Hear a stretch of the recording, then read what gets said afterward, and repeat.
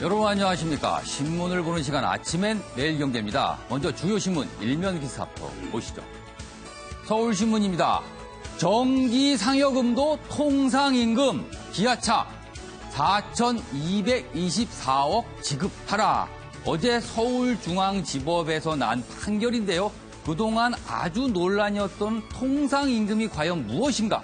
정기 상여금이 통상임금에 포함될 것인가에 대한 문제가 관건이었는데 어제 판결은 포함이 된다고 판결이 났습니다. 여기 내용을 보면요. 6년 만에 1심 노조 일부 승소.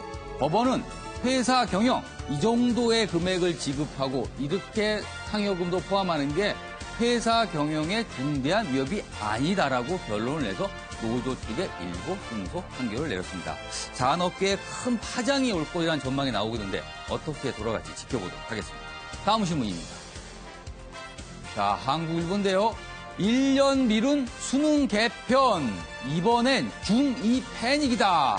어제 교육부가 수능 개편안 발표를 한다고 했는데 내용을 발표를 하지 않고 1년 뒤에 발표하겠다고 유예를 했습니다. 그런데 자, 일부 과목을 절대평가할 것이냐, 전 과목을 절대평가할 것이냐 태기를 했는데 태기를 안 하고 유예만 한 거거든요. 그런데 이런 내용이 나옵니다.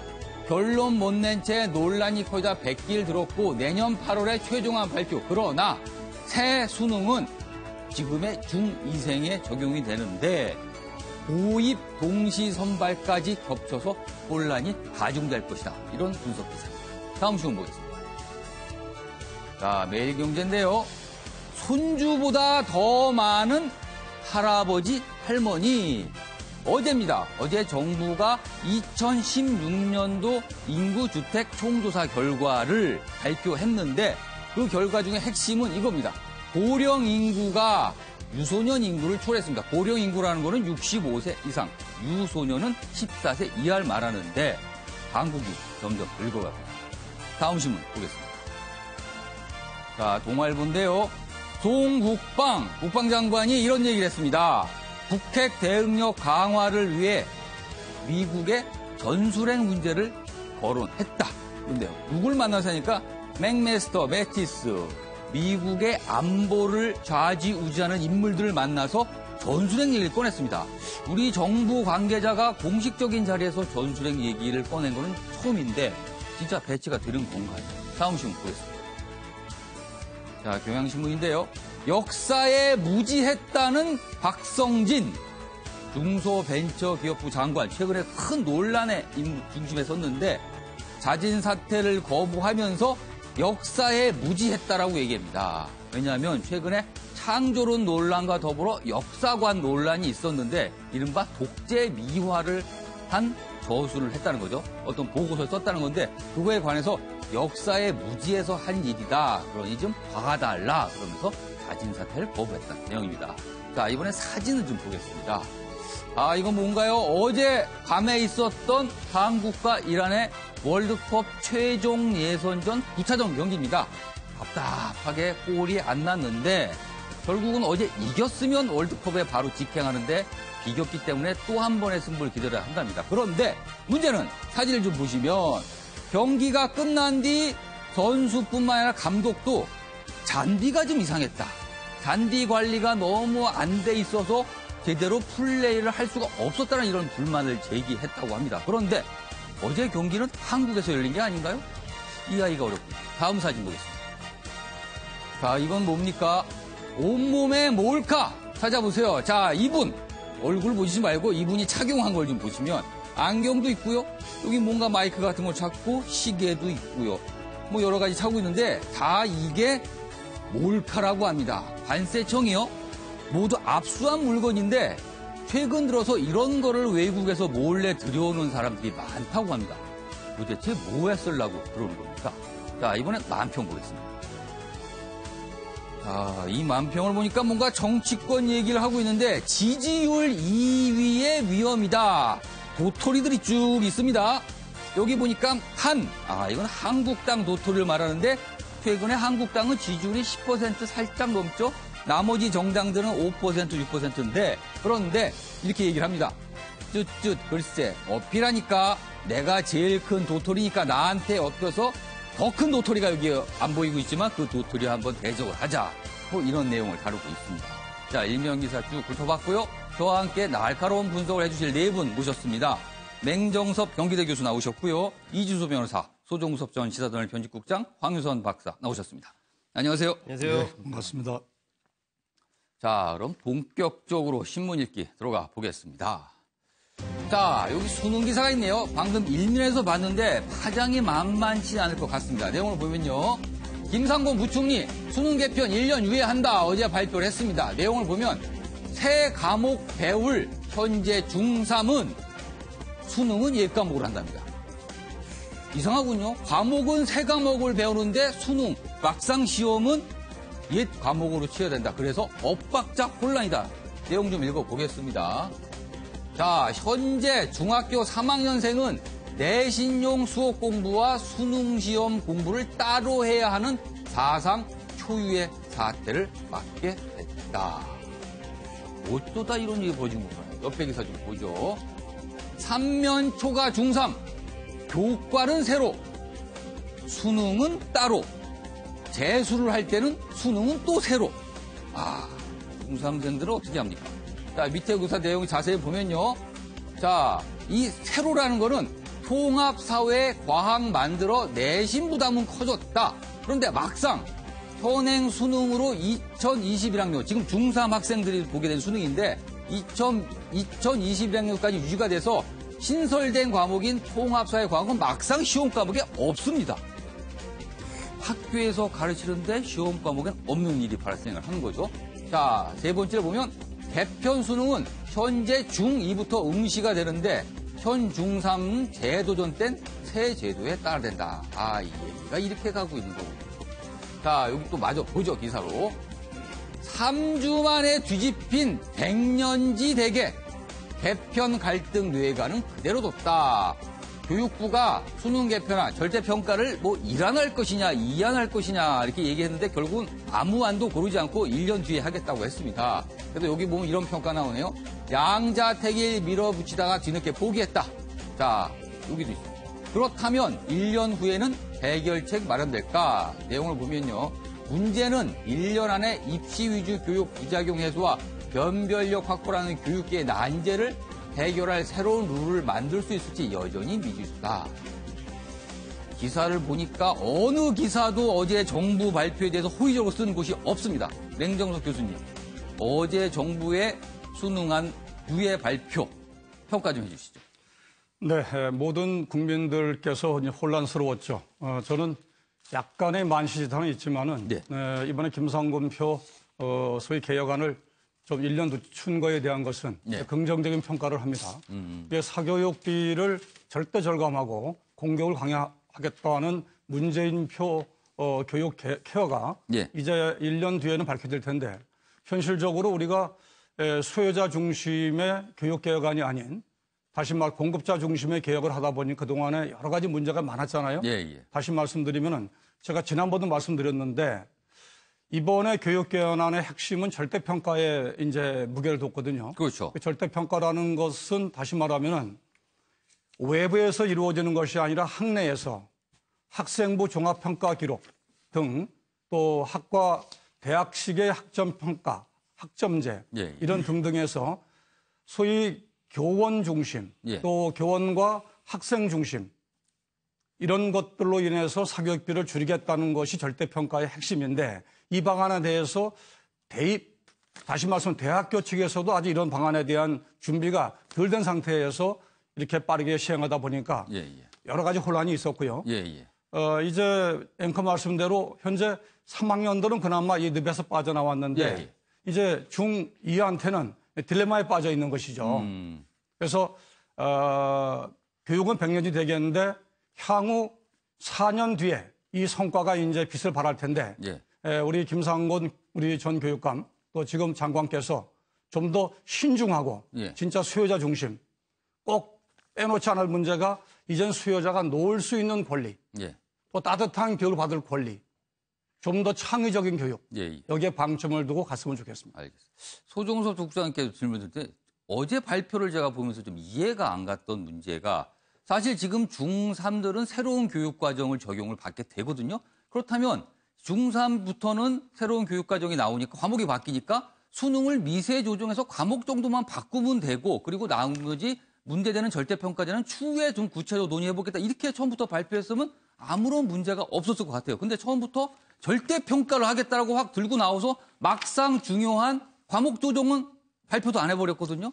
그러니까 이게 예고된 어떻게 보면 혼란입니다. 우리가 뭐 지난번에도 한번 이 문제를 가지고 얘기를 했지만 이게 전체적인 대입 과정에서의 어떤 개편안 이런 것들이 나와주고 그 속에서 수능 개편안이 나와주는 게 뭐 어떻게 보면 일반적이고 당연한 수순이죠, 그게. 그런데 그것을 이 대입 과정 개편안을 빼고 그냥 수능 쪽으로만 안이 먼저 나왔고 그리고 그것이 충분한 또 검토도 없이 딱 시안까지 정해서 1안, 2안 중에서 선택한다. 이렇게 했는데 막상 공청회를 해보니까 1안, 2안에 대해서 전부 다 굉장히 많은 반대들이 쏟아지고 그랬지 않습니까? 그러다 보니까 결국은 이것을 내년 8월까지 다시 또 유예하는 쪽으로 갔는데 이 부분은 교육부가 상당히 처음부터 저는 이 정책을 너무 쉽게 접근했다. 이 부분에 대해서 이런 생각이 들고요. 이 교육이라는 부분은 사실 굉장히 모든 학부모들이 민감한 부분이기 때문에 좀 천천히 그리고 이 여러 이해관계자들의 의견을 종합해서 좀 장기적인 안목에서 이 부분을 봐야 된다. 저는 사실 내년 8월까지라고 했는데 이 부분도 과연 그것도 충분한 시간인가에 대한 의문도 있어요. 그러니까 저도 그게 좀 걱정이 돼요. 차라리 진짜 조금 더 시간을 두고 2년, 3년이 걸리더라도 이건 정권이나 이런 거에 관계없이 여야 그리고 각 학부모, 학생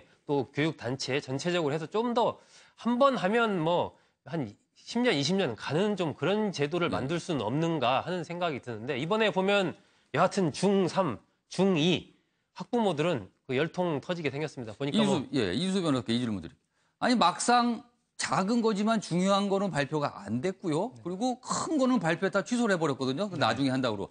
이걸 보면은 지금 문재인 정부의 교육정책만 국한한다면 너무 대선 공약 대상에 좀 너무 집착을 해서 그거에 어떻게든 맞춰서 정책을 하려는 이게 또 큰 사고를 일으킨 게 아닌가 싶기도 해요. 각도에 따라서는 충분히 그렇게 볼 여지가 있다라고 생각을 합니다만은 저는 이 문제의 처음 출발의 인식의 차이에서부터 비롯된 거라고 생각을 합니다. 지금의 현재 상황, 지금의 교육적인 상황이 몇 년이라도 수용할 정도의 수준은 됐느냐라는 문제의식부터 생각을 해야 되는데 이것이 지금 교육당국 내지는 정부 쪽에서는 이미 수용할 단계를 넘어갔다. 그러니까 학부모들이 부담하는 부담이라든지 학생들에게 지금 너무나 과중한 어떤 학습량이라든지 이런 것 자체가 지금은 정상적인 수준을 넘어가서 수용할 정도를 넘어갔기 때문에 빠른 시간 내에 이것을 구제해줘야 된다라는 문제의식부터 출발을 했고 또 일부에서는 이 교육이라고 하는 것을 그렇게 자주 바꾸는 것 자체가 큰 문제를 일으키는 거 아니냐. 그거는 뭐냐면 뭘 가정하냐면 지금껏 그래도 수용할 만한 거 아니냐라는 그런 인식이 있는 거거든요. 저는 사실 뭐 처음부터 교육부가 이 문제에 대해서 100점짜리 접근을 했다라고 보지는 않습니다만 그렇다고 해서 지금 어저께 발표한 것처럼 유예하기로 한 것 자체를 이런 식으로 언론에서 몰아붙이는 것이 과연 맞느냐. 만약에 어저께 처음에 계획한 것처럼 1안이나 2안 중에 하나를 선택을 했다라고 하면 아마 또 마찬가지로 비판을 했을 겁니다. 그렇지. 그거에 대한 또 비판도 많이 나올 것이다. 이거 준비 안 된 거라고 그렇게 이야기를 했는데 그래서 시간을 가지고 여유 있게 검토하고 나서 선택을 하자라고 했는데 또 이런 식으로 밀어붙였다라고. 뭘 선택을 해도 욕을 먹고 선택을 안 해도 욕을 먹고 이렇게 그렇습니다. 되는 건가요? 처음부터 그러니까 기획을 잘 하지 못한 것, 그다음에 아까 지적하신 부분에 대해서 근본적인부터 검토하지 못한 부분에 대한 예를 들어서 미흡한 점은 있습니다. 하지만 진행되는 과정 중에서 선택한 거에 대해서 이런 식으로 비난한 것이 과연 올바른 비난인지는 잘 모르겠습니다. 알겠습니다. 관련 기사를 좀 보겠습니다. 자, 여기 보면 두 가지 평가가 나오는군요. 교과, 수능, 미스매치, 졸속 행정이다. 혹평이 있는가 하면 시간을 더 들여 입시 개혁을 할 기회를 얻은 것이다라는 긍정적 평가가 있는데 여기 보면요. 교사, 교육시민단체에서 엇갈린 반응이 나오고 있다. 이렇게 되고 있습니다. 자, 황유선 박사님. 황유선 박사님 이 질문을 좀 드릴게요. 사실 지난해 발표됐을 때 올해부터 수능 영어가 절대평가입니다. 그런데 그때 당시 그 절대평가, 이번에도 절대평가가 문제였는데 그 당시는 별 문제 없이 넘어갔습니다. 그냥 과목 하나가 좀 달라지는구나. 그런데 이번엔 절대평가가 왜 이렇게 시끄럽게 된 겁니까? 단순히 절대평가가 한 과목이냐 몇 개의 과목이 되느냐가 문제는 아니고요. 이제 그 당시에 그런 어떤 영어의 절대평가가 호평을 받았던 것은 너무 우리가 그 영어 사교육이 과열되다 보니까 이런 부분을 좀 해결할 수 있는 뭐 하나의 작은 대안이 아닐까라고 해서 거부 반응이 좀 덜했던 거고요. 그때는 어느 정도 공감대가 있었다 이런 거예요? 그렇죠. 영어 사교육이 이제 나가보시면 알겠지만 굉장히 심각하긴 합니다. 예. 그런데 이번에 그 개편한 경우를 보면은 사실은 이제 대학은 가능한 한 더 훌륭하고 가능한 더 어떤 대학의 철학이나 가치에 맞는 학생을 뽑기를 원하고요. 또 반면에 학생들은 자기가 원하는 학과에 진학을 해서 자기가 원하는 공부를 하고 싶어 하거든요. 근데 이런 어떤 그 수요와 공급이라고 해야 될까요? 이제 그런 그 매치가 잘 이루어지지 않고 있었어요. 지금까지의 교육제도에 의하면은. 오히려 사교육이 더 가중되고 어떤 부모들과 학생들의 고통이 그러니까 본질을 벗어나는 그런 고통이 계속 진행이 되고 있었거든요. 근데 이번에 이런 어떤 절대평가 비중을 좀 더 확대하겠다. 그럼으로써 뭐 좀 어떤 입시 위주 사교육을 없애겠다라고 하는 게 과연 본질을 꿰뚫고 있는 것인지 아니면은 또 느닷없이 이런 어떤 정책이 나옴으로써 이것이 과연 어떤 정책적으로 어떤 이익을 보기 위한 그런 것이 아닌지 그런 의심이 가중될 뿐이지 지금에 나와 있는 방안들이 절대로 지금 학부모, 학교, 대학의 어떤 고민을 근본적으로 해결해 줄 수 있는 방안은 아닙니다. 교육 문제는 언제든지 관심사고 큰 논란인데 지금 정부가 너무 쉽게 생각을 한 게 아닌가 한번 우려해 봅니다. 다음 기사로 넘어가겠습니다. 자, 이분 얘기는 매일같이 저희가 전해드리는 것 같습니다. 국무위원 후보자 박성진 중소벤처기업부 장관 후보자를 말합니다. 근데 이분이 어제 기자회견을 자청해서 이렇게 얘기했습니다. 건국과 정부 수립의 차이 이번에 알았다. 그 전에는 몰랐다. 이렇게 얘기합니다. 그러면서 이런 얘기합니다. 부족하지만 나라에 공헌하겠다. 그러면서 사퇴는 못한다 얘기를 했고요. 그러자 여권 일각에서는 일단 여론의 추이를 좀 살펴보자. 그동안 여권도 좀 분위기가 안 좋았는데 어제 기자회견 이후 여론 분위기를 좀 보자 그랬고요. 반면에 야권은 스스로 자격 없다고 밝힌 꼴이다. 당장 물러나라. 이렇게 돼 있습니다. 자, 그럼 어제 문제의 박성진 후보자가 어떤 얘기를 했는지 화면으로 보겠습니다. 지방일보의 컬럼에 건국 70주년이라고 쓴 것이 있다는 것을 확인을 했습니다. 사실 건국과 정부 수립이 개념이 다르다는 것을 처음 알게 되었습니다.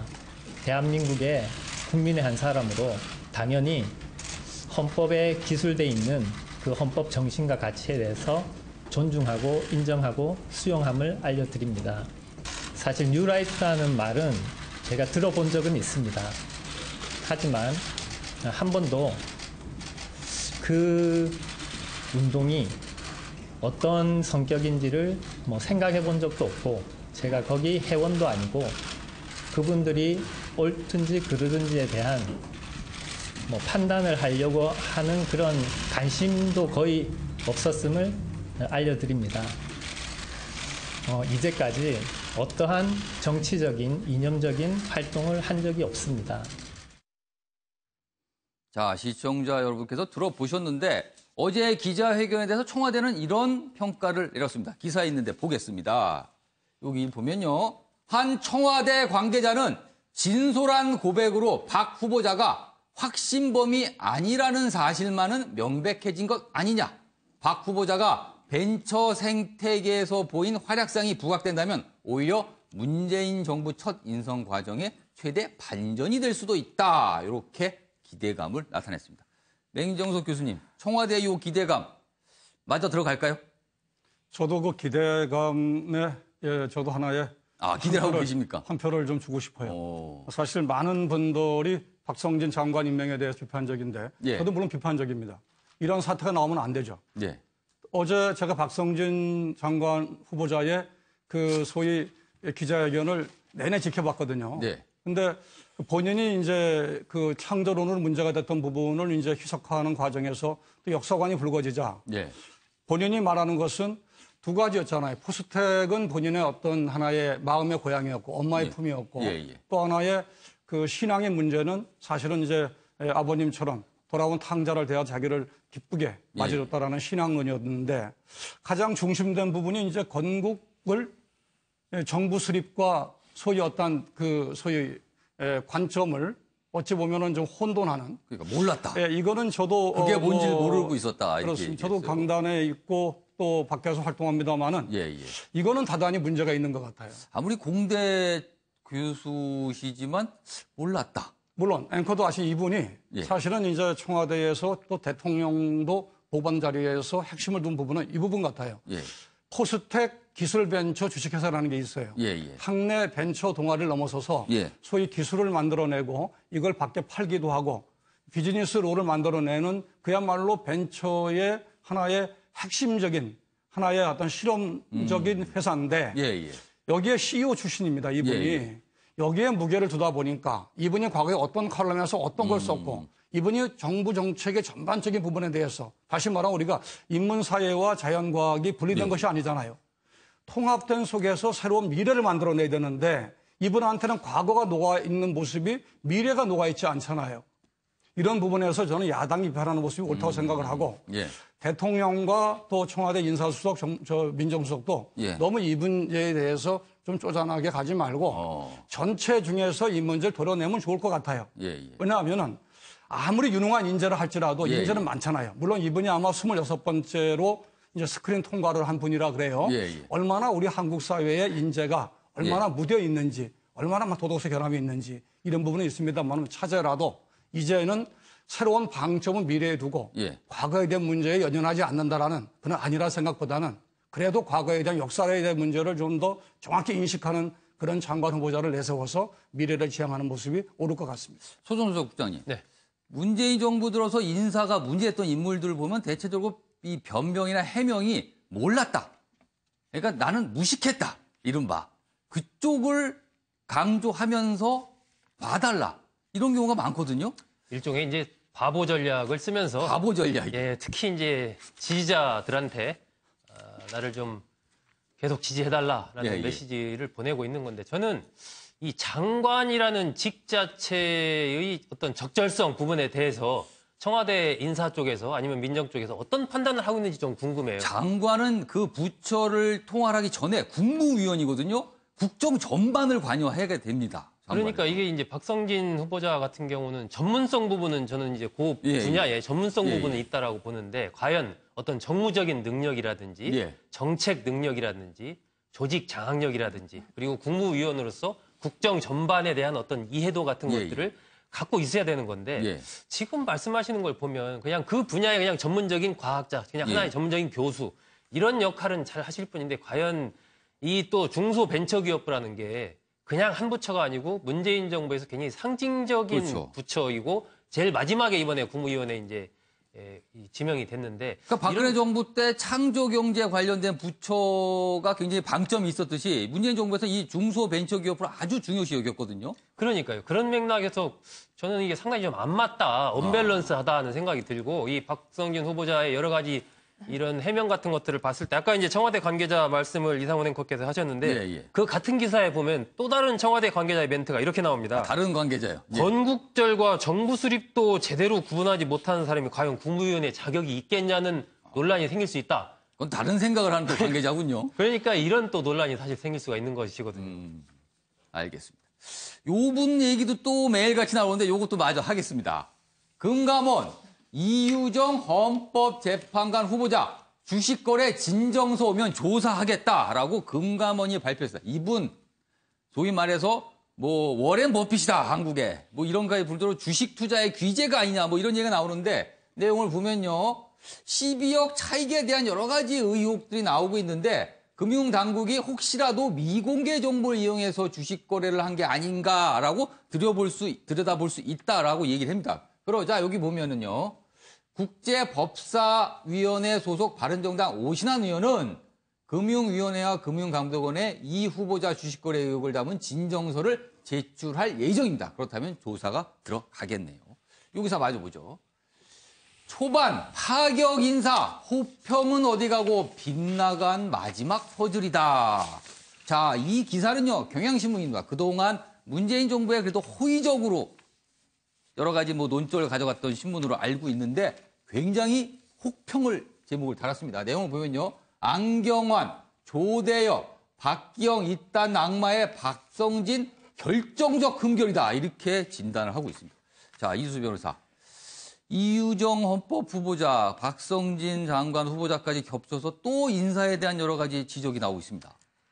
최근에 벌어진 인사 사태를 보고 저도 개인적으로 참 많이 안타깝다라는 생각을 합니다. 사실 초반에 인선됐던 분들은 그 신선함이라든지 어떤 파격성이라든지 이런 걸 통해서 국민들을 환호케 했습니다. 5월 말만 해도 인사에 대해서 진짜 호평 일색이었습니다. 호평이 일색이었고 정말 파격적이다, 신선하다, 문재인 정부의 정말 이 새로운 면들을 부각하고 있다. 이런 것들이 환호하게끔 만들었는데 최근에 있었던 몇몇 인사들은 정말 지지자들 사이에서도 고개를 갸우뚱할 수밖에 없는 그런 인사들이 지금 발탁이 되는 게 아닌가라는 생각을 하면서 참 안타까움이 많습니다.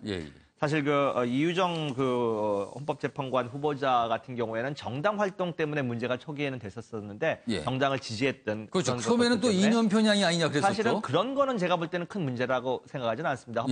헌법재판관 후보자라 하더라도 내지는 헌법재판관이라 하더라도 자기의 어떤 정치적인 소신을 갖고 있는 것만큼은 민주사회에서 어느 정도 수용이 가능하다라고 생각을 합니다. 하지만 지금 불거지고 있는 이 문제는 만약에 이것이 사실이라면 이건 실정법 위반입니다.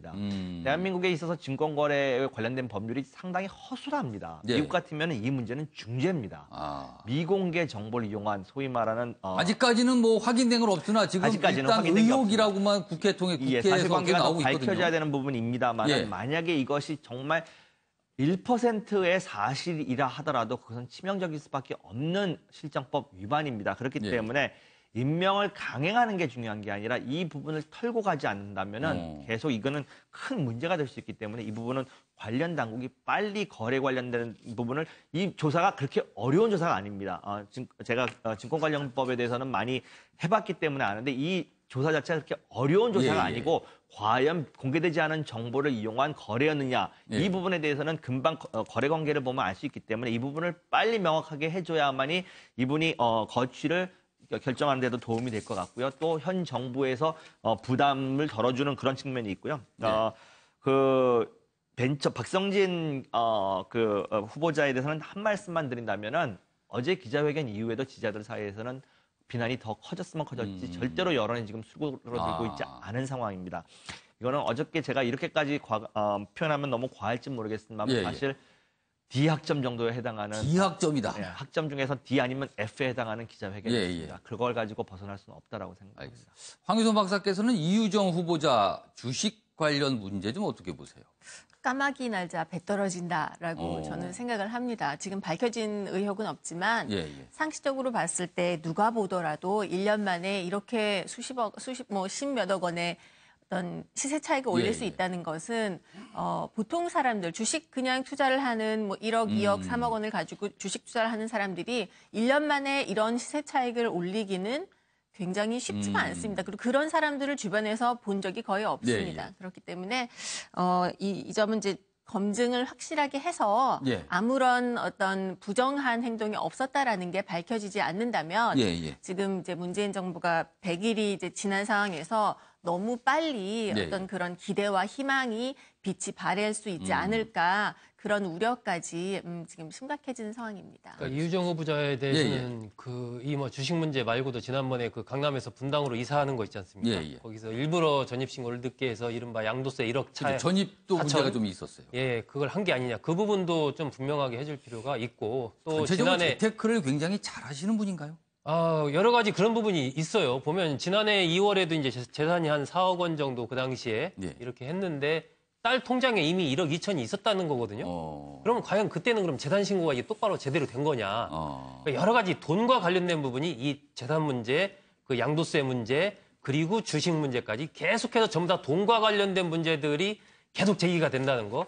이런 부분들은 그러니까 법적으로 과연 주식 투자 나중에 서로 이 내부 거래 이런 게 아니었다고 하더라도 법적인 문제도 있겠지만 법적인 문제를 떠나서도 과연 이러한 부분들이 이제 어떤 정서적인 측면에서도 상당히 좀 문제가 있는 것 아니냐라는 그런 여론이 같이 좀 뒤섞여 있는 것 같습니다. 알겠습니다. 네, 명예효 교수님. 저는 세 분의 동료 패널들의 말씀에 공감을 하면서 두 가지만 짧게 한번 조언을 드리려고 합니다. 첫 번째는 공직자들이 공직자의 길이 무엇인가에 대한 한번 자기 점검이 필요할 것 같아요. 누구나 공직이라는 야망을 달성하고자 하는데 공주 나서기 전에 내가 과연 나설 수 있는 역량과 그런 평가의 대상인가 이런 부분을 좀 명확해야 될 것 같아요. 그래야 박성진 이런 이유정 같은 분들이 예를 들어서 언제 내가 공직을 하겠어? 이렇게 가지 마시고 언젠가 나도 공직을 할 거야. 이런 관점에서 접근을 하고요. 두 번째는 이렇다면은 지금 아무리 많은 인재를 고른다 하더라도 청와대의 민정과 인사수석의 풀은 한계돼 있습니다. 그렇죠. 어떻게 그 많은 인재를 다 볼 수 있겠어요. 사실 지금 정부만큼 소위 포트폴리오, 다시 말씀드리면 소통과 미래 정책 지향점에 대해서 지금 정부처럼 잘하는 정부가 어디 있습니까? 그럼 그게 인정하면서도 그런 반면에 이런 식의 인사가 나오면은 대통령한테 누가 되고 이것은 결국 국민의 피해 돌아가는 것이거든요. 이렇다면은 결국은 김부겸, 김현미 또 도종환 같은 현재 정무직 장관들이 많이 나갈 수밖에 없어요. 이게 현실입니다. 그분들이 나가서 현재 국토관리부 같은 경우 김현미 장관이 그 뭐 여러 가지 정책을 잘하고 있잖아요. 또 김부겸 장관도 현장에 가서 실천하고 있지 않습니까? 도종환 장관 다양하게 잘하고 있잖아요. 이렇다면은 정부 초기에는 가급적 앞으로 좀 정무직을 많이 등용을 해서 기왕이면은 국정 초기의 안정을 도모할 필요가 있다. 저는 이렇게 생각을 합니다. 그리고 이게 한편으로는요, 좀 선제적이어야 돼요. 선제적. 예, 그렇습니다. 지금 저도 이제 지금 맹 교수님 의견에 전적으로 동의를 하면서, 그러니까 내가 올라가야 될 나무인가? 이거 잘 판단을 해야 된다는 거죠. 저 자리에 내가 가서 업무를 수행할 수 있는가? 예를 들면 유영진 시각처장 같은 경우도 뭐 저는 비슷한 경우로 보는데 다른 자리에 가면 잘할 수도 있습니다. 하지만 저 강의가 나한테 맞는 건가? 이런 걸 좀 잘 되새겨 봐야 되고 청와대 입장에서는 선제적으로 해야 됩니다. 지금 박성진 후보자 같은 경우도 예를 들면은 그 창조과학회를 맡았던 부분이라든지 이번에 건국절 논란이라든지 이런 거 조금만 평판조 해보고 칼럼 검색해보면 다 나오는 것이거든요. 그러면 청와대에서 이걸 발표를 할 때 이런 부분이 있고 이런 부분이 있고 이런 부분이 있는데 이것에 대해서는 이런 관점에서 이것에 대해서는 이런 관점에서 좀 우리는 큰 문제는 없다라고 보고 있고 그렇기 때문에 지금 인물이 뭐 이런 문제도 있지만 큰 틀에서 이 부처의 업무를 수행하는 데는 적임자라고 판단된다. 이렇게 사전에 쭉 파악된 내용을 공개하면서 거기에 대한 청와대의 판단과 이런 것들을 하면서 협조를 구해 이런 경우와 작더라도 이런 것이 나중에 언론 취재를 통해서 밝혀지지 않습니까? 그러면은 훨씬 더 큰 그에 대한 어떤 비판의 강도가 세지기 때문에 그 선제적으로 청와대에서는 이런 부분에 대해서 이른바 위기관리 대응을 좀 이 후보자를 내놓는 부분에서도 할 필요가 있는 것이죠. 이런 문제와 관련해서 우리 조상들은 이런 말씀들을 하셨습니다. 자리를 보고 다리를 뻗어라. 이렇게 말씀을 하셨습니다. 다음 기사 넘어가겠습니다. 자, 이건 정치 기사인데요. 사업가는 금품을 줬다. 이렇게 얘기하고요. 이해운 바른정당 대표입니다. 다 갚았다. 뭔가 오고 가긴 하는데 여기는 그냥 준 거다. 여긴 갚은 거다. 이렇게 얘기합니다. 어제 아주 떨썩했는데요. 내용을 보면요. 이해운 대표 6천만 원대 금품 수수 공방이다. 이렇게 돼 있습니다. 무슨 공방이냐고 보면 이렇게 돼 있습니다. 바른정당 이해운 대표가 사업가로부터 6천만 원대 금품을 받았다는 주장이 제기돼 논란이다. 그런데 이 대표는 돈을 빌린 적은 있지만 모두 갚았다. 그렇기 때문에 이 사업가가 지금 거짓말을 하고 있는 거다라고 법적 대응을 예고했습니다. 여기 좀 보죠. 금품 수수 의혹에 대해 수시로 연락해 개인적으로 쓰고 갚으라고 해 중간중간 갚기도 하고 빌리기도 하는 방식으로 지속하다가 전액을 다 갚았다. 그리고 이것저것 명품 등 뭐 물품을 줬다고 하는데 그 물품에 대해서도 일방적으로 갖고 온 거고 나중에 대금을 다 지급했다. 이렇게 해명을 하고 있으나 이 사업가는 아니다라고 또 부인을 하고 있어요. 그래서 공방을 가고 있는데 이 때문에 일각에서는 야권 통합론이 제기되는 시점에서 이 같은 의혹이 불거진 데 대해 정치적 의도가 있다. 이렇게 또 추정하는 말이 나오고 있습니다. 소종섭 전 국장님. 네. 내용은 진실 공방으로 가고 있어요. 어떻게든 밝혀질 것 같습니다. 누가 맞든지. 그런데 문제는 바른정당은 이른바 바르다는 걸 들고 나왔지 않습니까? 근데 이거는요. 보니까 최소한 금품이 왔다 갔다. 그러니까 돈을 주고받고 뭐 갚았든 어쨌든 돈 거래가 있었던 건 분명히 보입니다. 이것 때문에 바른정당이 타격을 입지 않을까 걱정이 나오고 있습니다. 저는 상당한 타격을 입을 것 같아요. 예, 지금 바른정당 보면 몇 갈래로 지금 나뉘어져 있지 않습니까? 예, 예. 이른바 이해운 대표를 비롯한 자강론파가 있고 국민의당 쪽과 어떤 연대를 해야 된다는 쪽이 있고 아니다 자유한국당 쪽과 연대를 해야 된다. 뭐 통합해야 된다.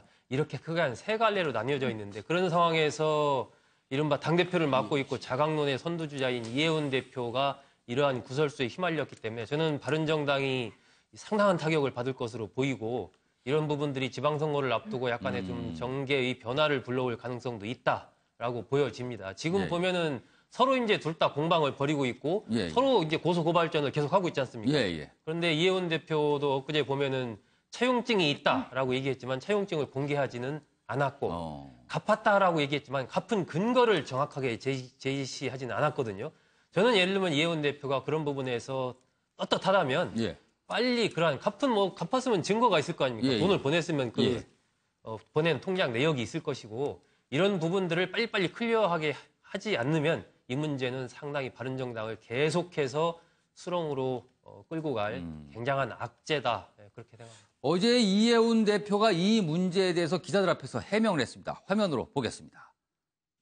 의도를 갖고 접근을 해오는 사람을 분별하지 못하고 제대로 차단하지 못해서 생긴 일이라고 말씀을 드리고요. 심려를 끼쳐서 여러 가지로 유감입니다.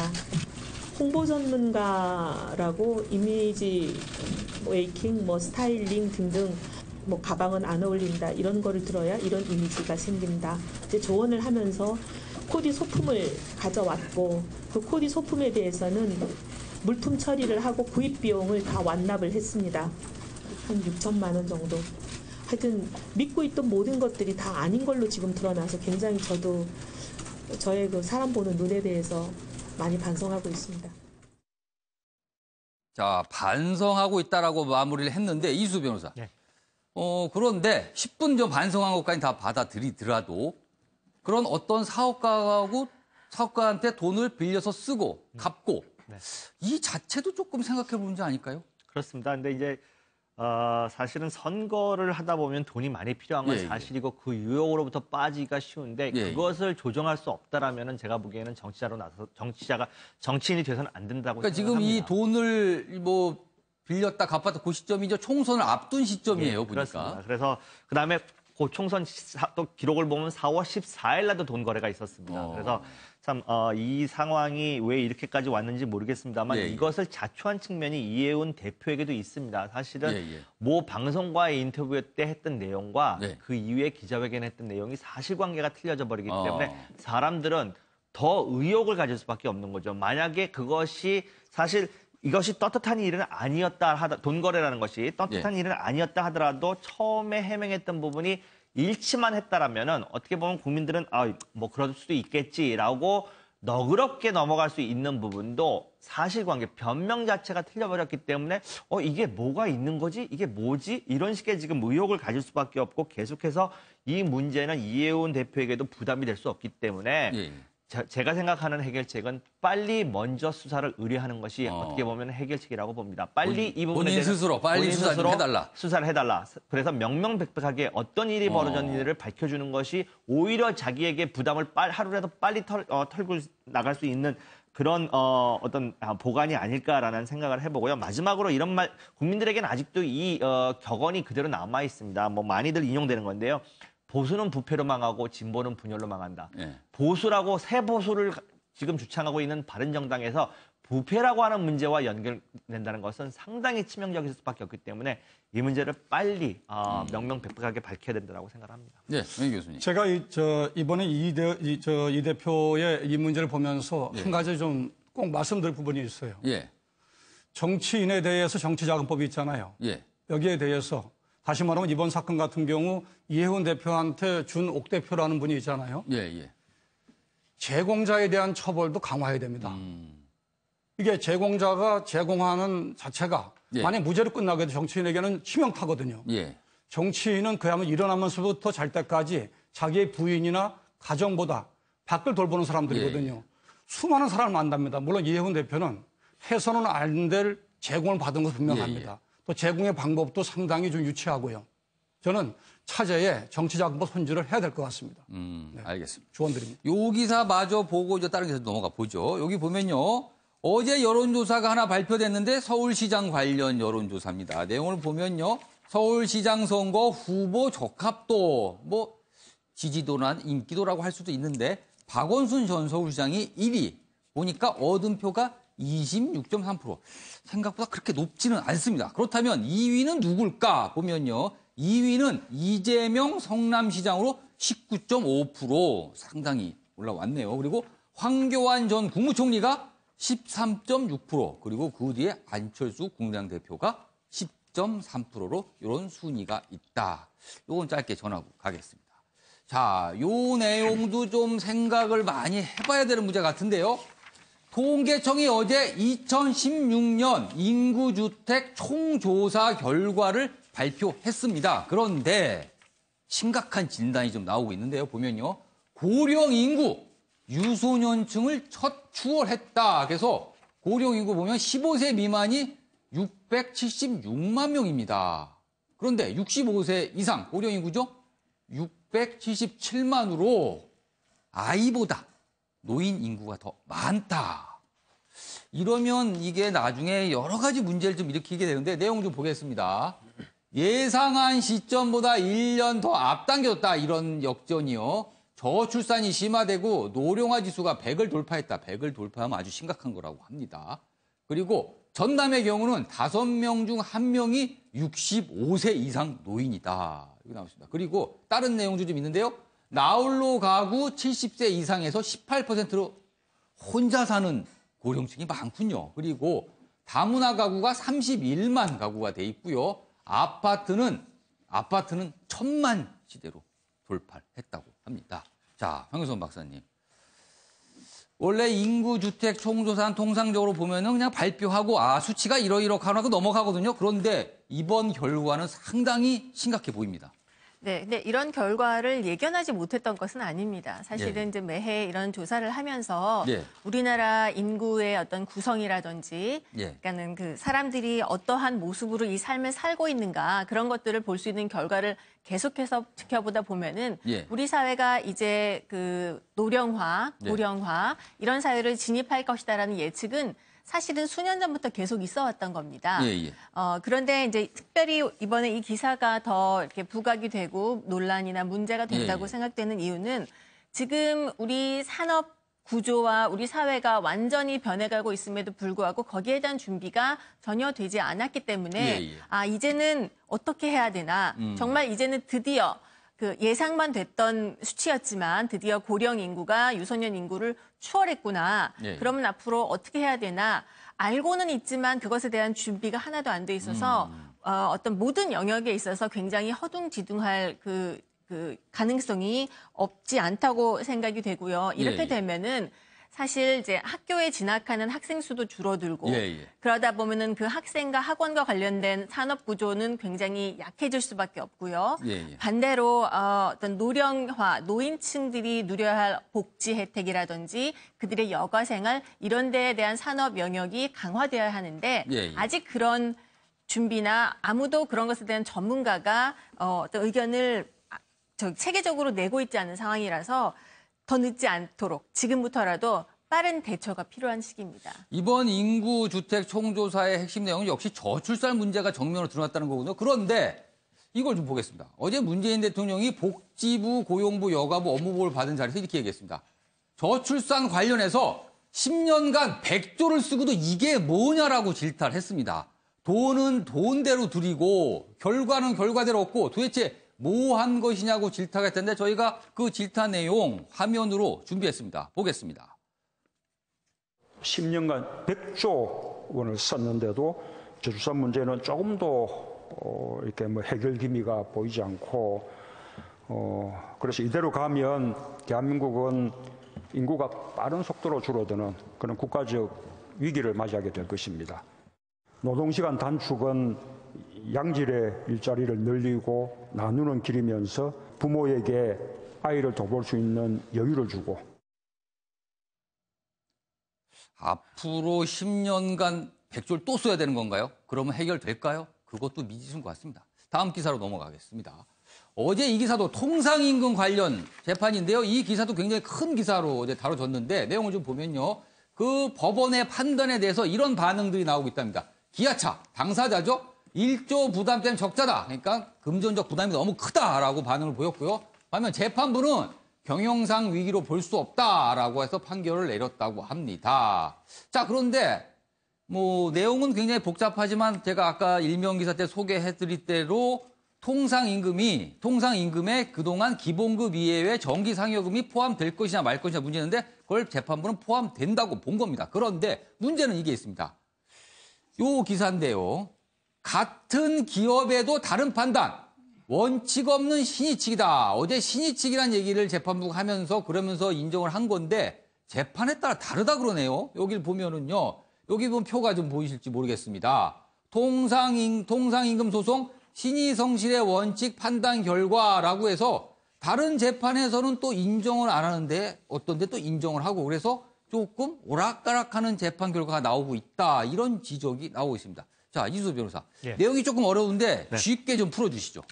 글쎄요, 일단 신의성실의 원칙이 무엇인지부터 좀 이해를 해야 할 필요가 있을 것 같습니다.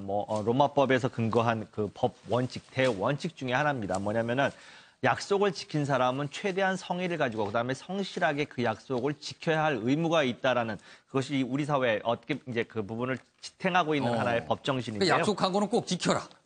그렇죠. 특별한 상황 변화가 없거나 그것이 합당한 이유가 없다면은 그것을 지키도록 최대한 노력을 하여야 한다라는 것이 이제 하나의 신의성실의 원칙인데요. 지금 그 통상임금이라고 하는 그 개념 자체가 명확하지 않았습니다. 이것을 어디까지를 통상임금으로 포함해야 되느냐를 가지고 그러니까 말 자체가 통상이라는 말 자체도 모호하긴 합니다. 예, 그렇습니다. 보통 이제 통상임금 증가분 이런 걸 가지고 임금 협상을 하는데 이것이 개념 자체가 모호했기 때문에 그와 관련된 지금 소송이 여러 건 걸려 있고 그것이 지금 재판부마다 이것을 어디까지 수용하느냐, 이것을 신의칙이라고 하는 신의성실의 원칙이라는 것과 결부시켜가지고 어디까지를 수용해줘야 되느냐가 지금 논란이 되고 있는데요. 지금 여러 법원이 지금 다른 입장을 보이고 있습니다. 조만간 이것이 대법원에서 하나의 통일된 기준안이 마련되어야 할 것만큼은 분명해 보이는데요. 왜 이런 지금 혼란이 일어나냐면은 이런 신의성실의 원칙이라고 하는 것은 법에 흐르고 있는 기본 대원칙인데 사실은 그것이 범주가 사람마다 조금씩 차이가 있습니다. 그러다 보니까 보기에 따라 또 다르다는 거예요. 약간씩의 그 어느 정도까지를 포함하느냐는 거. 예를 들어서 그 통념상 사회 통념상 수용될 수 있는 이런 용어들 자체도 사회 통념상 수용될 수 있는 범위가 어디까지 개인마다 약간씩의 차이가 있습니다. 이렇게 혼란이 있을 때는 이제 대법원이 그런 것을 다 받아가지고 기준을 좀 세워줘야 사회에 혼란이 없어지는 그런 상황들인데요. 지금 하급심에서 자꾸 이런 여러 지금 입장이 다른 판결들이 나오고 있는 것이 좋아 보이진 않습니다만은 당분간 대법원에서 큰 원칙을 기준을 세워주기 전까지는 이런 것들이 아마 계속 좀 벌어지지 않을까라는 예상을 해봅니다. 알겠습니다. 좀 더 시간이 필요한 사안 같군요. 이번 순서는 박근혜 전 대통령 관련 소식입니다. 박진 아나운서가 전합니다. 그제 박 전 대통령은 허리 통증을 호소하며 병원을 찾았습니다. 왼쪽에 보이는 사진처럼 환자복 차림의 휠체어를 타고 병원을 찾았습니다. 그런데 어제 공판에 출석한 박 전 대통령의 모습은 달랐습니다. 평소에 입던 사복 차림 그대로 휠체어 없이 걸어서 법정에 출석했습니다. 또 한 가지 눈에 띄는 점은 박 전 대통령의 신발이었습니다. 발가락 부상으로 샌들을 신었던 박 전 대통령이 어젠 단화를 신고 나타났습니다. 발가락 부상이 다 나은 듯 보입니다. 한편 어제 공판에서 검찰은 박 전 대통령 측이 신청한 95명의 증인을 무더기로 철회했습니다. 그동안 박 전 대통령 측의 증인만 160명이 넘어서 구속기간 만료 전까지 재판을 끝낼 수 있을지 우려의 목소리가 컸습니다. 그래서 신속한 공판을 마무리하기 위해 검찰은 과감하게 증인 신청을 철회한 겁니다. 또 더는 시간을 끌지 못하게 하려는 이유도 있습니다. 하지만 박 전 대통령 측은 증인 신청이 반드시 필요한 사람이 있다며 철회한 사람들 중 일부를 추리겠다고 밝혔습니다. 계속해서 대담으로 넘어가겠습니다. 박 전 대통령 관련 기사가 좀 더 있는데 보겠습니다. 여기 보면요. 이임순, 최순실 씨의 주치의로 통하는 순천향대학교 병원 교수입니다. 의사죠. 자, 이임순 위증 고발 절차는 잘못됐다.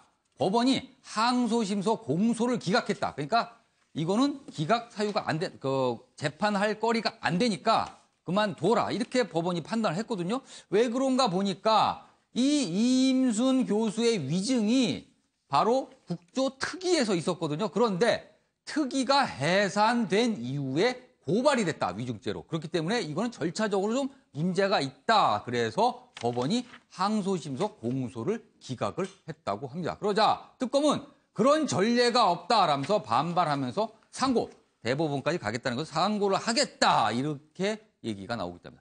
소종섭 부장님. 네.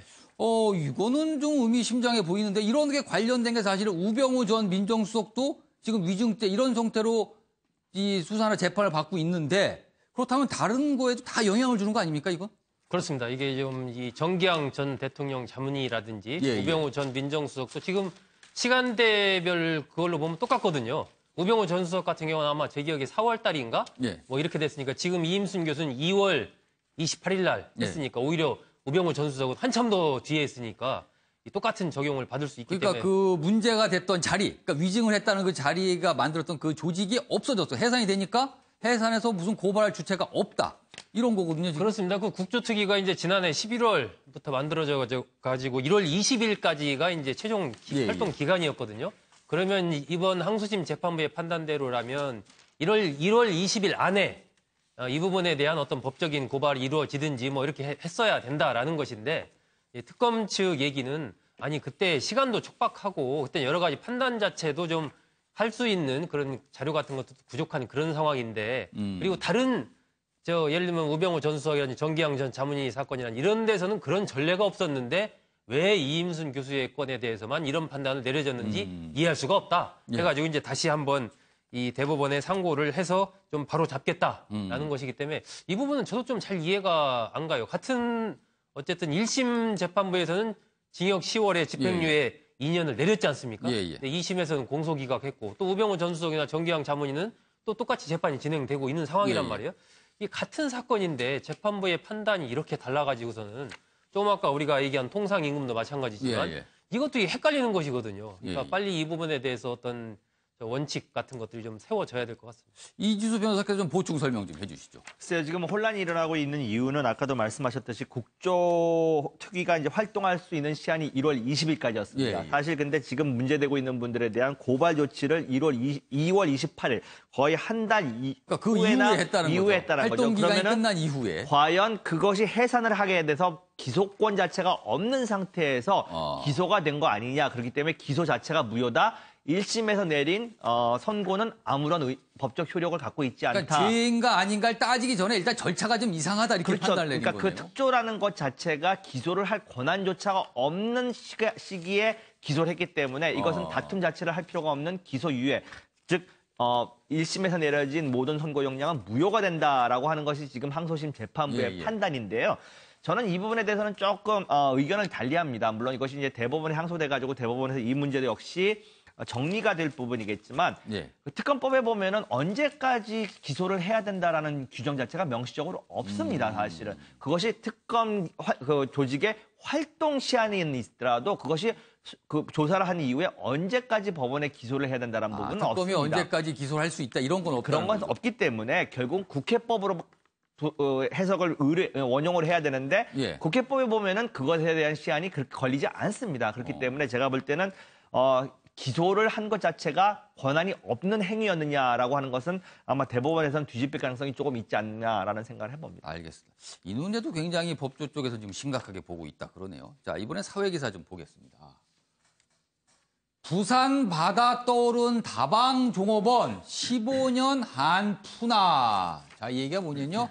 2002년 발생한 부산 괴법동 다방 여족업원 살인사건 용의자가 발생 15년여 만에 경찰에 붙잡혔다. 이 다방 여족업원이 바다에 죽은 채로 떠올랐습니다. 근데 지금껏 15년이 되도록 법인이 누군지 알 도리가 없었거든요. 그런데 그럼 어떻게 찾게 됐느냐. 범인을 검거를 했는데 일단 용의자긴 합니다.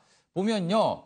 경찰은 수사 초기에 이 씨 등이 요 문제의 인물입니다. 돈을 찾는 모습이 담긴 CCTV 영상을 확보해서 사건이 쉽게 해결될 거로 봤지만 신원 확인이 계속 안 됐답니다. 그러자 부산경찰청은 지난해 2월 페이스북에 그러니까 SNS상에 이 용의자 얼굴 그리고 이 CCTV 영상을 공개했습니다. 그 이후에 여러 가지 제보가 들어와서 드디어 용의자를 잡았다고 합니다. 늦었지만 참 천만다행인 내용이 아닐까 싶습니다. 다른 내용 하나 더 보죠. 구치소 과밀 수용은 인권 침해다. 손해배상 청구 2명이 구치소를 너무 빽빽하게 들었는데 거기까지 집어넣고 이런 거 해결 안 되는 거는 인권 침해다라고 했는데 국가에서 배상하라는 판결이 나왔군요. 자, 손해 청구 2명에 150만 원, 300만 원씩 배상을 하라고 돼 있습니다. 구치소도 좀 넉넉하게 줘야 되는 시대가 온 것 같습니다. 자, 이번 순서는 신문 대 신문입니다.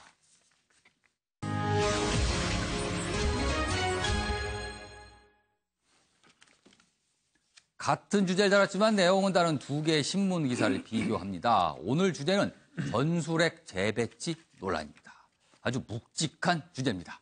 자, 두 개의 사설을 준비했습니다. 여기 보면요. 먼저 동아일보 사설 보겠습니다. 제목이 이렇습니다. 전술핵 재배치, 한미 간 깊숙한 논의 시작해보라. 아주 강하게 밀었습니다. 이 내용을 보면요. 미국을 방문한 송영무 국방부 장관이 지난달 30일 매티스 미국 국방장관, 맥메스터 백악관 국가안보보좌관을 만나 전술핵 한반도 대배치와 핵 잠수함 도입 문제를 거론했다고 한다. 요 옆에도 보죠. 날로 고도화되는 북핵 미사일은 미군의 핵 우산과 각종 전략자산 투입을 통한 확장 억제만에 기댈 수 없게 만들고 있다. 이렇게 돼 있고요. 여기도 보면 전술핵 재배치는 앞으로 선택의 여지가 없는 상황으로 가고 있다. 이제부터라도 시작할 때가 됐다. 이렇게 얘기를 하고 있습니다. 반면에 경향신문 사설입니다. 이렇게 보면요. 미국과 여기 보죠. 미국과 전술핵 배치 논의한 송 국방의 위험한 역주행. 완전히 내용이 다르군요. 사설이 보면요. 정부가 그간 국제사회와 함께 기울여온 북핵 문제의 평화로운 해결 노력을 송두리째 부정한다는 신호다. 그리고 여기도 보면요. 핵은 핵으로 대처해야 한다는 공포의 균형 발상 자체가 비현실적이다. 여기도 보죠. 평화를 추구한다는 정부가 전술핵 도입 문제를 미국 국방부 장관과 논의한 것 자체가 심각한 자가당착이다. 이렇게 얘기했습니다. 자, 맹정석 교수님, 두 개의 사설 완전히 내용이 다릅니다. 경향신문은 이제 한반도 평화의 어떤 정착을 위해서 전술핵 배치를 해서는 안 된다는 것이고, 이제 동아일보에서는 도저히 북한이 협상 테이블을 오지 않고 계속 미사일을 쏘대니까 이 문제에 대해서 반드시 우리도 비대칭 구조를 해소하는 전술핵을 국내에 다시 재반입해야 된다는 것에 방점을 두고 있는데요. 저는 경향신문의 평화주의에 방점을 두고자 합니다. 예를 들어서 우리가 동일한 시대에 동일한 시간에 만약에 핵을 만들고자 한다면 박정희 정권에서 했을 거예요. 안 한 이유는 유엔 안보리에서도 누차 이 문제를 지적을 했고 북한의 핵 무장에 대한 반대를 해왔어요. 일관성의 문제죠. 한반도 비핵화가 현재 유엔의 입장이고요. 미국의 입장, 중국의 입장입니다.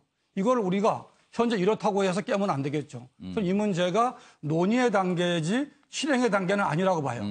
다시 말씀드리면 북한의 김정은에 대해서, 북한 주민이 아니고요.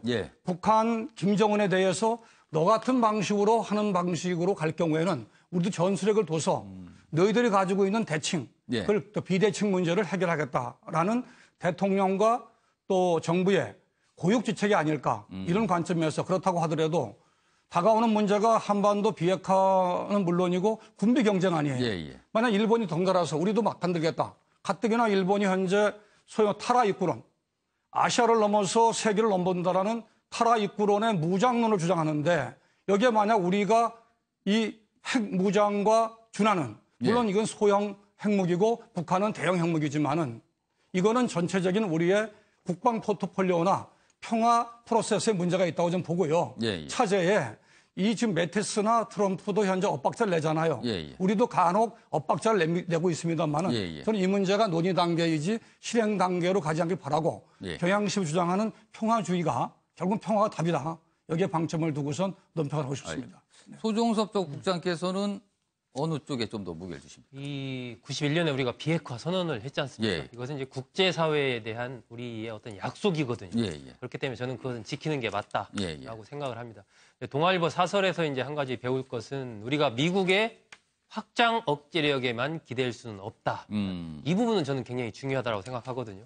그러니까 우리가 지금 이 미국, 주한미군의 주둔, 그리고 이러한 전술핵 배치 등등을 포함해서 미국의 이른바 세계 전략 속에서의 그런 방어 우산 속에 우리가 지금 들어가 있는데. 확장 억제력, 이거 말이 어려우니까 말 쉽게 풀이하면 괌에서 핵을 실은 비행기가 날아와서 우리를 보여준다, 이런 개념인 거죠? 그렇죠. 지금 이제 이른바 전략자산의 전개에서 예, 예. 비원비 같은 거 어제도 쭉 예, 했지만 예. 그런 것들이 이제 유사시에 우리를 보여줄 예, 것이라는 예. 생각. 저는 이런 부분에 대한 생각을 우리 국민들이 좀 이제는 버려야 된다. 그러니까 우리 집은 우리가 지키는 겁니다. 예. 기본적으로 그 생각을 갖고 있고 나머지 이제 미국이나 다른 동맹국들은 우리를 도와주는 것이죠. 그러니까 저는 오히려 이러한 현재 같은 위기 상황일수록 우리가 우리 스스로의 국방력을 어떻게 하면 키울 수 있는가, 그 기회로 이걸 적극 활용을 해야 된다. 그러니까 미국과 적극적으로 협상을 해서 미사일 지금 우리가 800km로 돼 있지 않습니까? 예. 이런 거 저는 아니 우리가 미사일을 개발하는데 사거리를 왜 미국의 허락을 받아야 됩니까? 예를 들면 이런 부분 협상에서 사거리 철폐를 해야 됩니다. 아니면 핵 잠수함 문제는 어떠신가요? 저는 어쨌건 핵 부분에 대해서는 우리가 국제사회에 약속을 한 거기 때문에 그건 예, 지켜야 된다고 생각을 하고요. 그 외의 나머지 부분에서 우리가 할 수 있는 이 자주국방을 키울 수 있는 거, 예, 예. 저는 작전 지휘권 문제도 예, 마찬가지라고 생각하고 그러한 부분을 우리가 의식을 갖고 그런 쪽으로 가는 것이 맞다. 언젠가는 주한미군이 철수할 수도 있는 것이고 그런 상황까지도 대비해서 우리가 북한이든 아니면 나아가서 뭐 중국이든 아니면 또 다른 제3국이든 예, 예. 어떤 나라와 우리가 싸워도 이길 수 있는, 우리를 지킬 수 있는 그런 국방력을 키워야 된다. 그 생각으로 자주국방의 능력을 저는 굉장히 획기적으로 많이 늘려야 된다라고 생각을 합니다. 알겠습니다. 이주소 변호사께서 어떻게 보십니까? 저는 이번 사안과 관련돼 가지고는 동아일보의 사설에 더 마음이 갑니다. 그러니까 좀 그러면은 논의할 때가 됐다. 예. 왜냐면은 지금 소위 그 경향신문에서 지금 근거로 삼고 있는 91년도에 저희가 한반도 비핵화를 선언하면서 예, 예. 사실 미군이 가지고 있던 전술핵 자체를 지금 다 걷어갔습니다. 근데 지금 일부 전술핵 재배치에 대한 반대를 하는 분들의 논거 자체가 그것 자체가 북한의 핵무장을 촉진할 것이다라는 건데 이미 올 때까지 와 있습니다. 더 이상은 명분이 아닌 지금 실제를 좀 더 반영을 해야 되는 선택을 해야 할 때가 왔고요. 또 한 가지의 이제 논거 중에 하나가 뭐냐면 군비 경쟁을 촉발할 수 있다라고 하는 건데 저는 그거에 대해서는 잘못된 지적이라고 생각합니다. 많은 전문가들 사이에서 일치된 견해가 북한이 저렇게 지금 핵에 매달리는 이유는 핵을 통해 가지고 재래식 무기에 대한 투자를 줄이겠다라는 보관인 거거든요. 그런데 이 핵을 갖게 되면은 그 부분이 지금 많이 해소가 되는 것 또한 사실입니다. 그러니까 큰 거 하나를 갖고 자잘한 건 버리겠다. 자잘한 거를 버려서 그걸 경제의 어떤 활성화나 이런 쪽으로 쓰겠다. 그러니까 재래식 무기에 대한 군비 경쟁을 줄이겠다라고 하는 것이 지금 북한의 어떤 큰 줄기에서의 지금 안보 문제인데 이것이 우리가 전술핵 재배치, 대한민국 군이 핵을 무장하겠다라는 그런 개념이 아니라 미군들을 통한 핵 재배치 내지는 그런 것들을 지금 해야 할 단계는 왔다라고 저는 생각을 하고 있기 때문에 그다음에 또 한 가지 지금 자주국방력을 키우고 대한민국의 이 기회를 가지고 뭐 작전권 회수하는 것 그건 당연히 추진해야 되는 문제입니다만은 핵이라고 하는 것은 군사학적으로 완전히 차원이 다른 문제입니다. 핵을 하나를 막기 위해서 재래식 무기나 이런 걸 통해서 막으려면은 그 비용이 어마어마하게 크게 들어갑니다. 그렇기 때문에 국민 경제에도 부담이 되기 때문에 결국은 군사학에서 일반론적으로 받아들이는 핵을 통한 억제밖에 통하지 않는다라는 것이 이미 보편적으로 받아들이고 있는 거기 때문에 이 부분에 대한 신중한 논의가 시작되어야 할 때라고 저는 생각합니다. 황희선 박사는 어떻게 보세요? 저는 그 동아일보의 사설과 저도 의견을 좀 같이 하는 쪽입니다. 왜냐하면 어차피 국방이라는 것은 우리나라의 손으로 우리가 책임져야 하는 것이고 지금 이제 경험적으로 많이 우리가 깨달았지만 주변에 있는 열강들 중국이나 미국조차도 사실은 자국의 이익을 위해서 움직이는 것이지 우리나라를 위해서 일해주는 것은 아닙니다. 그리고 지금 우리가 1991년에 뭐 비핵화 선언을 하고 거기에 대한 약속을 했지만 약속을 지켜야 하는 게 맞지만 지금 시간이 많이 흘러서 어떤 국제 정세나 어떤 군사적인 정세, 정치 상황 이런 것들이 변했다면은 그런 그때와의 상황과 지금의 상황이 판이하게 다르다면 역시 이 부분조차도 새로운 시각으로 좀 바라보고 새로운 입장에서 대응해야 될 시기가 되지 않았나 생각을 합니다. 알겠습니다. 다음 기사 좀 더 보겠습니다.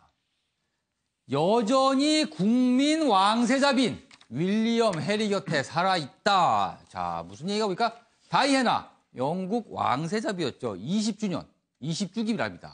어제 31일이 20주기였는데 런던의 추모 물결이 이 사진에 보듯이 이렇게 일었다고 합니다. 두 아들 윌리엄 해리죠. 어머니처럼 적극적으로 자선활동을 하고 기일마다 궁에 찾아가 헌화도 했다고 합니다. 자, 이수 변호사. 저는 이 기사를 보면서 조금 이해가 안 됐던 면이 만약에 최근 들어서 새로운 증언도 나오고 있지 않습니까? 뭐가 문제가 좀 있었다라고.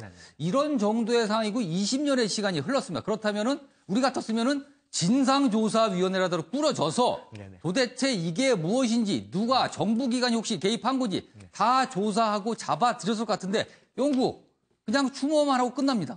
그게 이제 영국 사회를 조금 이해하는 분들이 그 영국에 있어서 왕가, 소위 로열 패밀리에 대해서는 일반법이 적용되지 않습니다. 그러니까 우리가 알고 있는 조사에 그분들은 약간 신입니까?